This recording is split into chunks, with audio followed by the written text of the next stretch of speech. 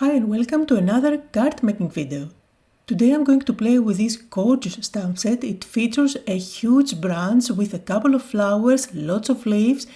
This stamp set is called Magnificent Branch and it is the first from a new monthly release by Altenew, which is called Build-A-Garden. Now the idea is to have a huge branch that you can actually stamp color and then cut to end up with two card fronts. And if you notice carefully, you will find out that these two flowers are different. So from one stamp you get two different looks. Now there are stencils available. This is a set of stencils that you can layer one on top of the other to quickly color your image.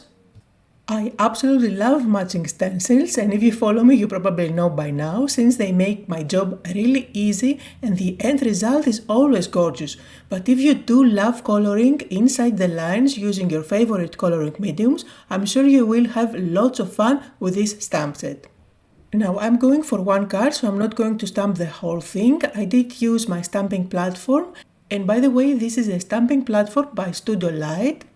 Now I'm going to do some inking and add the color on my image. For that I'm going to use the set of stencils.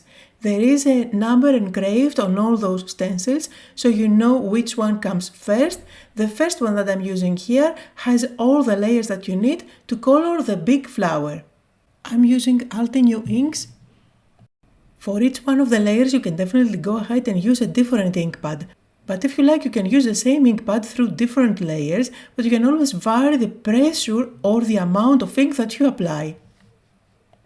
Now here I'm using a blending tool. This is the mini blending tool by Altenew, and it has quite big bristles which are quite soft. This makes sure that you apply color very lightly, although you do apply a lot of pressure. So that means that you need to reload the ink tool many times, but you will not end up with splotches whatsoever. However, the disadvantage of this specific tool is that you have to do that again and again until you are happy with the amount of ink that you have on the paper. So it is foolproof blending with no splotches, however it is a little bit time consuming. But I'll show you another blending tool in a bit that is perfect for speed coloring. For this flower there are 5 stencil layers, which means that you can go crazy and use 5 different shades of pink in my case. However, I just used 3 ink pads, which are Pink Diamond, Rubellite and Raspberry, all from the Cherry Blossom ink set. So that was the last layer, and I did use the darker of the ink, and it really is amazing how quickly and easily you can end up with a gorgeous flower that really stands out just by using the stencils. Now I will color the leaves. For the greens I went with lime and fresh leaf. And there are only 2 layers of stencils for these leaves, so I apply first the lighter color all over the leaf, and then with the second layer of stencil I will go with a darker shade of green. And here is another mini blending tool by Altenew. Now this one is quite small, so you do have more control of exactly where you apply the color, plus the bristles are very short, which means that you don't have to load them again and again. They are really dense and they apply color beautifully and really quickly. They do offer a wide variety of blending tools, so I'm sure you will find something that is best for you.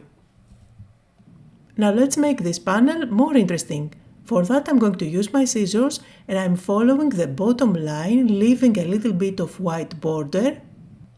Take your time for that, it's really easy to do and it doesn't have to be perfect.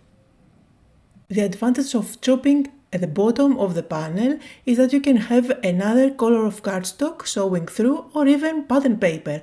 I went with this black and white striped pattern paper that I'm sticking on top of my card base. And by the way, this is a standard card that's 4 1/4 by 5 1/2. I'm sticking the panel on top, and I did use foam tape at the back to add some dimension. There is a wide variety of sentiments in this stamp set. I decided to go with We Rise by Lifting Others, which I did white emboss on top of a black cardstock. I'm sticking it down by using foam tape at the back, and then it's time to add some finishing touches. For that I grabbed my watercolor palette by Altenew, and I'm going to add some black splashes. This brings everything together, the stripes and the black sentiment. And then I finished it off by gluing a few clear drops on some of the leaves and the petals. So that was the project for today. I hope that you had fun, that you got inspired. Just like always, down below you will find links to everything I used. Thank you all so much for watching, and I'll see you all next time.